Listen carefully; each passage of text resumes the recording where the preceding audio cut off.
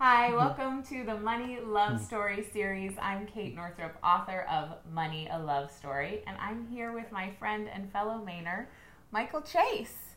And he is the author of The Radical Practice of Loving Everyone. You got it. The Radical Practice of Loving Everyone. I don't know why I can't do that. It's a mouthful. Yeah. It's a mouthful, but it's a really good topic. So anyway, Michael and I met at the Movers and Shakers Hay House event for authors, or we weren't authors at the time. We were aspiring authors. We were wannabes. He totally brought the house down with a presentation about kindness, which is where you got your start with founding the Kindness Center here in the Southern Maine area. And I would love to ask you a little bit about your money love story. So, because I know it's been a journey, it continues to be so. So I'd love to know, what did you either learn about money growing up or witness when it came to money as a child? We didn't really learn a lot about money. There wasn't a topic on, well, this is how you save money or make money, because work was just this grinding everyday thing. You work, you paid your bills, but there was no, I got an allowance. And for whatever reason, I was really good at stashing away cash in my envelope, and I could save. And so I don't know where that came from, but I had that, and I worked very hard throughout school, and I kind of paid my own way. Yeah. But yeah, there wasn't really an educational piece in my home on the topic of money. Yeah. And then you went on to become a professional photographer. So you ran a very different sort of business than when you decided to found the Kindness Center. So can you talk about the transition between those two careers? Yeah, that was I had a photography business with my wife for 16 years. And we were extremely blessed. It created a lot of abundance in our life. And honestly, I was making more money than I ever thought that I could. I graduated high school, did not go to college, so I had to learn a trade in order to create that abundance in my life. The photography business, again, going back to your book, talking about love.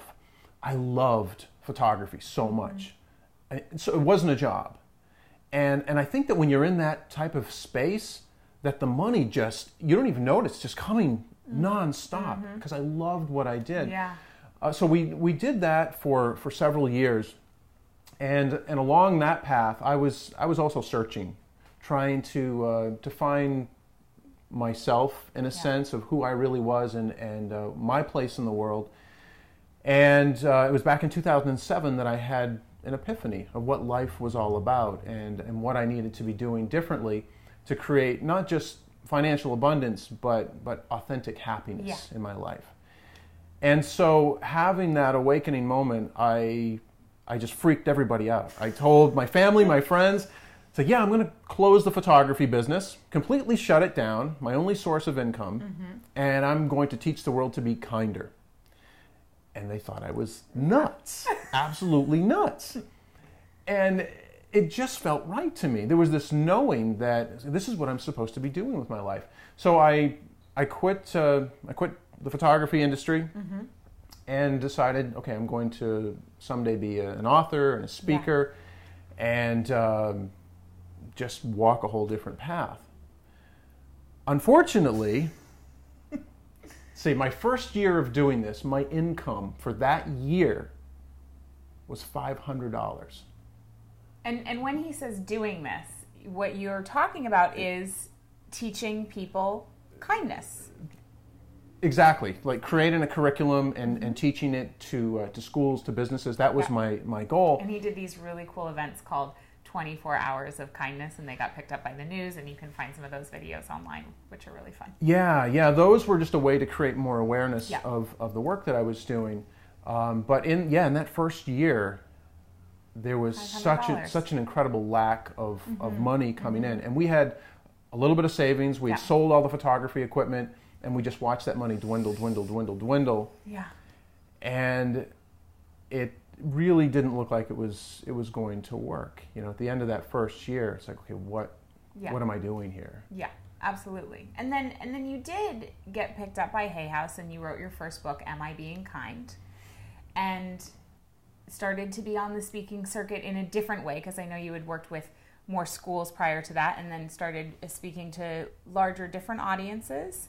But I know that we had talked about, and actually just being your friend and hanging out during this whole process, you and I had some conversations around, is it okay if I'm doing work that's nourishing the world, that's inspiring work, that's personal growth work, spiritual work, whatever you want to call it, it's not okay for me to make money?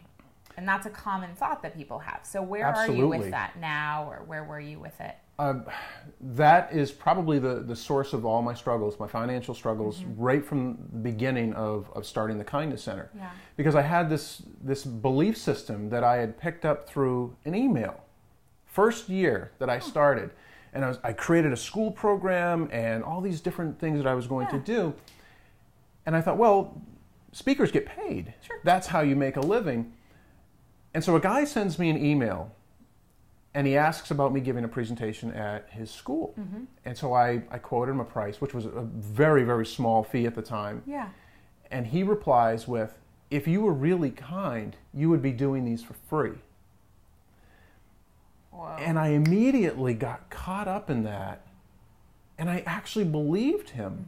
And I started to think, oh my gosh, I'm trying to make the world a better place. I'm on this path of self-help and spirituality and just helping others. I can't make money doing that. Right.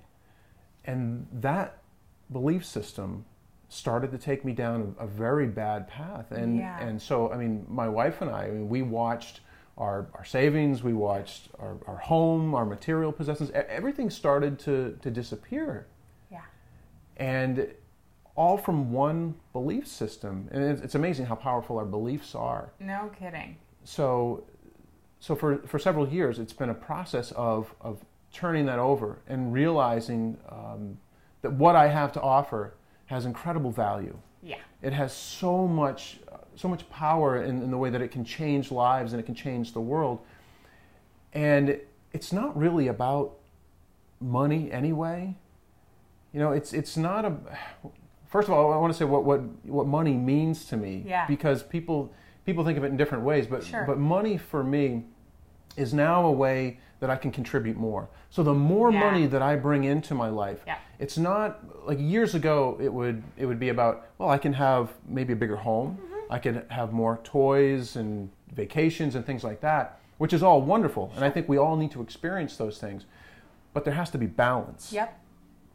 And for me now, the reason that I want to create so much abundance in my life is so that I can share it with others. Yeah. So be more like a conduit of... Exactly. If you have a platform and are able to talk to people and make money and those things, then it can come to you and then you can move it out in the directions that you really believe in. Absolutely. Right? Absolutely. Whether it's a charity or a friend or family member that's just down and out. Yeah. That's why I want to have that abundance in my life, so I can help others. Because that is a very kind thing. Being generous is kindness. Absolutely. I mean, fundamentally, that's what it is. Absolutely. And there was nothing spiritual about struggling financially. That is the tweetable. There is nothing spiritual about struggling financially. Noted. That was good. But I think that we all get caught in that. That we think that, well, to be a spiritual, and I am. I'm a very spiritual person, and You've got your mala beads. I got my mala beads, and I mean, it's obvious. and I believe in this way of life. Yeah. And you live it. And authenticity is, we talked about that. That's what I love about you and your work. Is it's so pure, it's so authentic, it is so incredibly real. So. Yes, I think that we can have both. We can create an amazing amount of abundance and money in our lives, but we can also still walk this path of spirituality and helping others and making the world a better place. Absolutely. You can do both. Yes. You can be of service and be abundant, and maybe possibly even be of more service when you have abundance. Do you think? I think it was Michael Beckwith that said, how can I be, because he was criticized about the amount of money that he was making. He said, how can I be the light of the world if I can't keep my lights on? Isn't that true? That's a good one. And I look at some of the times in my life when the biggest financial struggles have come along, and it just weighs you down. and it depletes your energy, and you honestly, you don't even feel like helping others, because when you're struggling in your own, your stuff, you're in that pile of what, and you're trying to dig out of it, you're not thinking about other people. But when you have that abundance, you're taking care of yourself, your family, and the other people around you. But it just, I don't know, there's just this amazing shift in energy, and you have this knowing now that there's so much I can do and I can share. And it gives you this incredible sense of freedom. And that's my core value in life, is freedom. Is to be free. That's why I've been self-employed for 18 years. That's amazing. Very cool. Yeah. Now, you said that you're working with somebody around some money stuff, right?